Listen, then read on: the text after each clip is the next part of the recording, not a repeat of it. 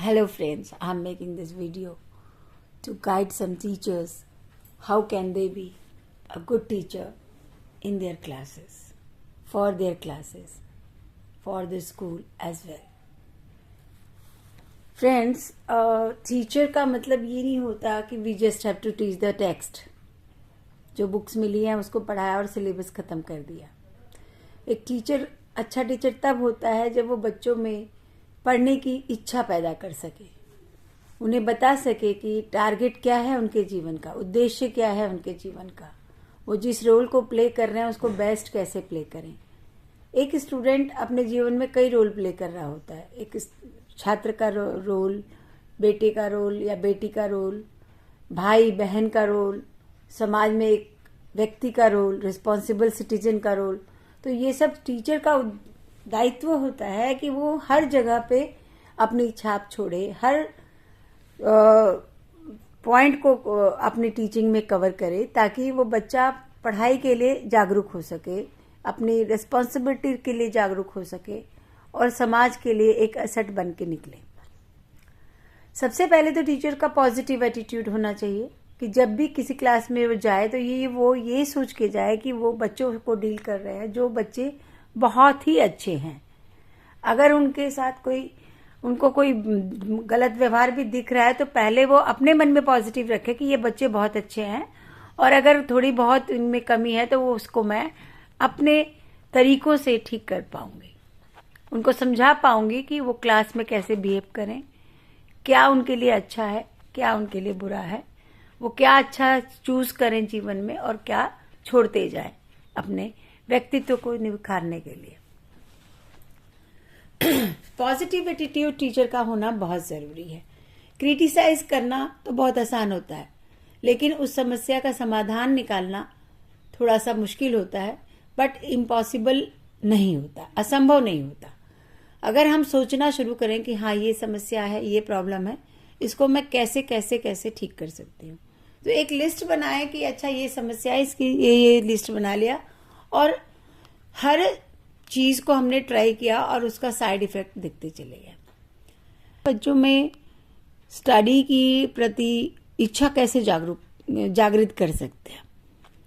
जैसे मैंने अपनी क्लास में ये वाला तरीका इस्तेमाल किया और मैंने देखा कि मेरी क्लास में बहुत इम्प्रूवमेंट हुई है, तो मैंने इस वीडियो को बनाने का सोचा. क्लास में हमारे कम से कम 5 बच्चे तो अच्छे होते हैं जो हमेशा आगे आगे बढ़ के कुछ करना चाहते हैं, कुछ कहना चाहते हैं. तो हमने उस गुण को एक स्टडी ग्रुप के रूप में बनाया.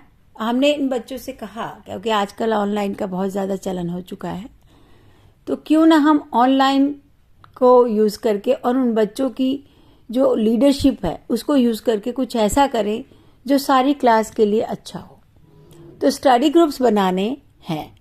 जो हमारे अच्छे बच्चे हैं हमने उनको कहा कि आप अपने 4, 5, 6 जितना भी है हमारे स्ट्रेंथ है उसको हमने बांट दिया और 1-2 लीडर हर ग्रुप में बना दिए. एक लीडर जो था वो तो बनाया ही, साथ में हमने बाकी बच्चों को भी मोटिवेट किया कि आप जिस ग्रुप में जुड़ रहे हैं और अगर आपका रिस्पॉन्स अच्छा रहा तो नेक्स्ट टाइम आप लीडर बनोगे और आप अपने ग्रुप को टीच करोगे.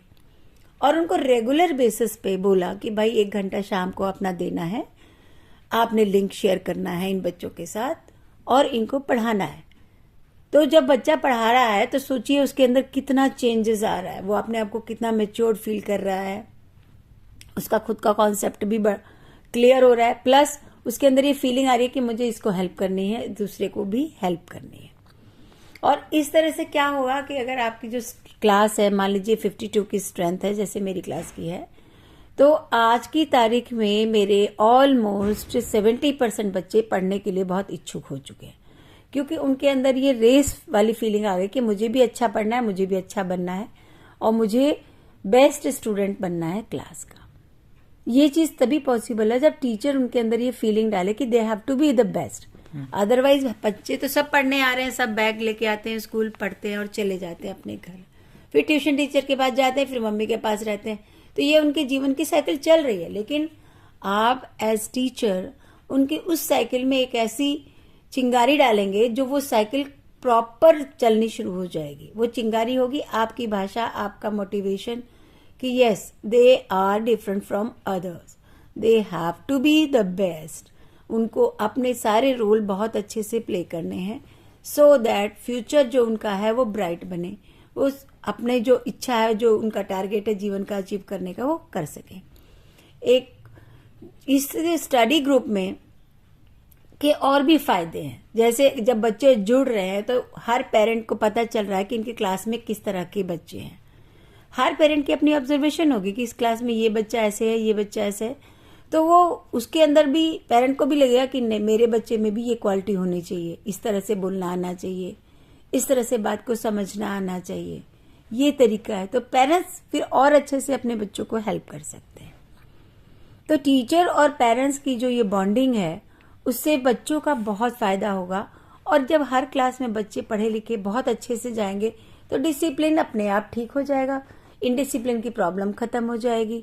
जो शिकायतें करते हैं टीचर्स के बच्चे पढ़ते नहीं है या पेरेंट्स, वो चीज तो खत्म हो गई। अब तो बच्चों को बस पढ़ना है, पेरेंट्स को ऑब्जर्व करना है कि हाँ उनको किस चीज की जरूरत है, वो उस टाइम प्रोवाइड करें ताकि वो अपना बेस्ट रोल प्ले कर सके। तो स्टडी ग्रुप का जो कॉन्सेप्ट है बहुत अच्छा रहा और मैंने इस साल इसको यूज किया तो मुझे बहुत फायदा हो रहा है। और मैं ये जो स्टडी ग्रुप वाला जो कॉन्सेप्ट है मैं आगे भी चलाती रहूंगी, अपने बच्चों को कहती रहूंगी, मोटिवेट करती रहूंगी कि yes you have to continue. इससे कम्युनिकेशन स्किल भी इनकी इम्प्रूव हो जाती है। जब वो बोलते हैं ग्रुप में, जो ग्रुप डिस्कशन का जो कॉन्सेप्ट आगे एग्जाम में आएगा